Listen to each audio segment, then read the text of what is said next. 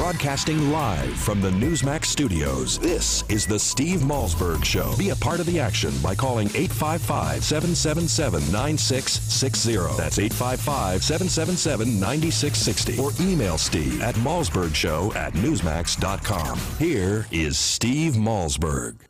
All right, ladies and gentlemen, welcome back to the Steve Malzberg Show as we continue with our coverage of the bombing and the aftermath of the bombing in Boston a week ago today. And there was a moment of silence in Boston at about 2:50, which was, would have put it right at about the time. It was exactly a week before that the bombings took place. We have also had the first court proceedings involving the surviving bomber. He's being charged reportedly with using a weapon of mass destruction. In this hour, we are going to speak to Ted Nugent, who has very definitive views about what should happen to the surviving terrorists. Michael Barone, senior political analyst at the Washington Examiner, will talk about it. And for New York City Police Commissioner Ray Kelly will join us. But we start the hour with a man who was on right now exactly a week ago in the aftermath of the bombing, Bill Rodgers, the man most identified with the Boston Marathon, who won it 4 times. And Bill, welcome back, sir. How are you? I'm good, Steve. I'm good. Wow, I can't. It's been a week, but to me it seems like a month. I just usually the weeks fly by, and last week flew by, but it just seems like the bombing is so far removed because so much has happened. Now, first of all, were you involved at all in the moment of silence? Where were you? Actually, I was on a run with my girlfriend, just doing short runs and everything. Everything's been turned upside down. I've been talking about this a lot with different media, throughout the U.S., and I even talked with the BBC at the London Marathon just yesterday. Okay, well, you when we talked, your daughter you told us your daughter had been at the finish line and managed to get away. How has she handled everything that's transpired, and her that fate was on her side? I don't know if she really. She knows about the bombing, of course, but I don't know if she really kind of comprehends it, that she could have been badly hurt and everything. I think she had left the area like 2 hours earlier. Okay, that's what happened, and I didn't know it until I called her. Right. I was the one who was scared. Right. No, absolutely. All right, let's talk about something you're doing now. You're 65 years old, and you have decided. A week ago, we were talking about next year's Boston Marathon, how it would be bigger and better, and more people than ever would come out and support it. And now you have an announcement to make about your own plans to run it. Right. I'm gonna run Boston next year, and I'm not the only former Boston winner who's running. There's about 15 former Boston Marathon champions that are returning. Many of them have been retired for years, but they're going to do it.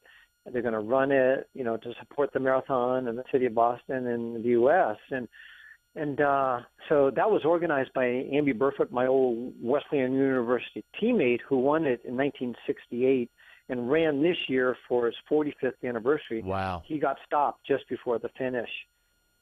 Wow, you mean stopped because of the bomb, or stopped? What do you mean he got stopped? Yeah, because of the bombing. Yeah. Some runners went to the London Marathon, some went to other races, but I know the running community, which is millions strong, in the U.S. and even globally, is very supportive of the Boston Athletic Association and all the efforts we can do and that our sport tries to do to try to come to grips with this and deal with this. And sometimes it's just by doing a run. Just run Boston next year. It speaks for itself, I think, Yeah, no, absolutely. So tell me specifically. I mean, is this to spit in the face of the terrorists? Is this to show the world? What kind of statement are you trying to make for Bill Rodgers, the great Bill Rodgers? By the way, the author of a great book called Marathon Man: My 26.2-Mile Journey from Unknown Grad Student to the Top of the Running World. This might call for a sequel book. But what's kind of statement? What inspired you? What made you make that decision? And when did that decision come down to run again next year?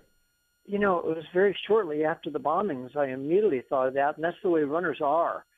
Marathoners are very focused and determined not to let these incidents or terrorists stop us from living our lives and running our races and doing the best we can. And that happened in New York City after the bombing there. more than 10 years ago when 50,000 runners came in. And this is a global sport. When Boston was attacked, they attacked also not just American runners, but the 45 nations who had representatives in the race. So this is a global sport. It's like soccer. It's a big sport, and I think the power of those runners speaks for itself. And the good thing about running is such a uplifting sport, and you do get to meet people from other parts of the world. So I think these people who did this bombing were really they were struggling kind of people, and it's a great tragedy. And you think of every time I hear someone losing their legs, that shakes you up. Absolutely, and those bombs were filled with the ball bearings and the nails designed to inflict the most horrific damage. Most of them got hit in the extremities and lower body. But I think the mother of the 8-year-old boy who was killed has brain damage, and the sister is going to lose a leg. I mean, just horrific stuff. So do you envision? And you're the expert at this race, certainly not me. Do you envision the need for or do you think there will be enhanced security measures, and how might that affect either the racers, such as yourself, or I should say the participants, or the spectators? I think there will be enhanced security at Boston, Chicago, New York City marathons, our 3 biggest, strongest marathons. Houston's probably a close fourth, but all the big marathons. At London, there was improved security, but I think participation by spectators and by runners will be at a higher level than ever before. It'll be like the 100th Boston in 1996 when they had 38,000 runners. I think they should do that at Boston. They should open it up.